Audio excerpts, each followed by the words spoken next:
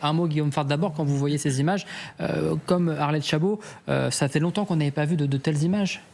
La mort de Clément Méric n'est pas filmée à ma connaissance en 2013, mais on est sur, dans le cadre de Clément Méric, des personnes qui sont de mouvances opposées, ultra-gauche, ultra-droite, qui se croisent fortuitement dans une vente privée de vêtements de la marque Fred Perry, et puis les mots commencent à fuser de part et d'autre, certains appellent des renforts en utilisant leur téléphone portable, ça se termine en affrontement et Clément Méric trouve la mort. Là, c'est une configuration un peu différente, d'ailleurs il appartient à l'enquête de déterminer précisément qui a fait quoi, parce que la séquence que TF1 a diffusée hier soir aux 20h en exclusivité n'est qu'une partie de ce qui s'est passé, c'est-à-dire la fin, mais le témoignage qui vient d'être diffusé à l'instant sur notre antenne a plutôt tendance à dire qu'au préalable, il y a eu une sorte de rixe, ce qui est contesté par évidemment les militants d'ultra-droite, notamment sur les réseaux sociaux, qui voudraient voir dans ce qui s'est passé exclusivement le lynchage du jeune Quentin. Donc c'est pour ça qu'il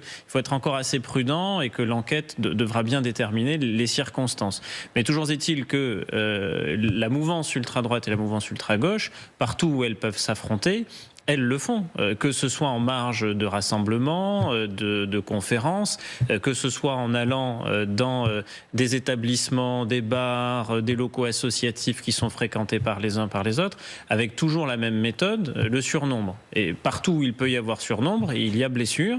Et souvent, ce qui se passe, c'est que quand un des deux groupes qui s'affrontent n'est plus en situation de faire face, il fuit, et ceux qui courent moins vite que les autres sont souvent ceux qui sont attrapés. Alors effectivement, comme le disait Arlette Chabot à l'instant, et fort heureusement, il n'y a pas toujours, même rarement, la mort d'un de ceux qui participent. Et là, malheureusement, c'est ce qui s'est produit. Mais c'est quelque chose qui est plutôt en augmentation, ces affrontements, qui inquiète et qui fait que si vous regardez sur ne serait-ce que les 5 dernières années, pas besoin de remonter plus loin, le nombre de dissolutions qui a été demandé par le ministère de l'Intérieur et les ministres de l'Intérieur de ces mouvances, qu'elles soient d'ultra-gauche ou d'ultra-droite, n'a eu de cesse d'augmenter. On peut prendre plein d'exemples, le Bastion, Génération Identitaire, les Zouaves de Paris, ça c'est pour la partie ultra-droite, mais à gauche, la jeune garde, Bruno Retailleau a demandé une dissolution. Il y a de part et d'autre des organisations, groupuscules, groupements de fait, il y a plusieurs appellations, y compris juridiques, qui ont fait que les services de renseignement se sont penchés sur leur cas et que les ministres de l'Intérieur successifs ont demandé des dissolutions. Guillaume Fard, évidemment, encore une fois, il faut être prudent parce que l'enquête ne fait que débuter. Aujourd'hui, on ne peut pas dire clairement si ces jeunes qu'on voit sur ces images appartiennent à des groupes ou non, que ce soit à l'extrême gauche ou à l'extrême droite. Mais ce que disait Vincent est très intéressant. Aujourd'hui, ces groupuscules sont extrêmement suivis par les renseignements. C'est presque le haut de la pile maintenant avec le terrorisme, toutes ces choses-là. Alors, le terrorisme islamiste reste la première menace. Et en 2025, c'est 7 attentats déjoués. Ce sont 2 attentats mortels. Donc ça reste quand même la première menace, le terrorisme islamiste. Maintenant, il est vrai aussi qu'il y a un gros millier d'individus fichés S, donc pour les atteintes à la sûreté de l'État dans la mouvance ultra-droite, c'est à peu près 1400 personnes, et vous pouvez doubler ce chiffre pour les individus d'ultra-gauche. Donc on est quasiment à 3000, un tout petit peu moins.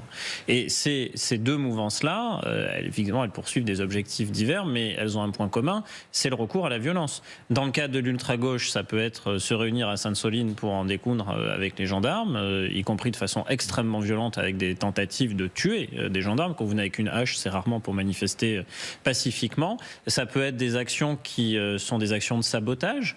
La mouvance autonome avait saboté les lignes à grande vitesse le jour de la cérémonie d'ouverture des Jeux Olympiques de Paris, le 26 juillet 2024 dernier, et avait revendiqué cela. C'est pour ça que je lui impute cette action, c'est parce qu'on a eu un communiqué de revendication. Il y a un an, il s'agissait de couper l'électricité dans le département des Alpes-Maritimes en marge du festival de Cannes. Donc il y a des actions de sabotage.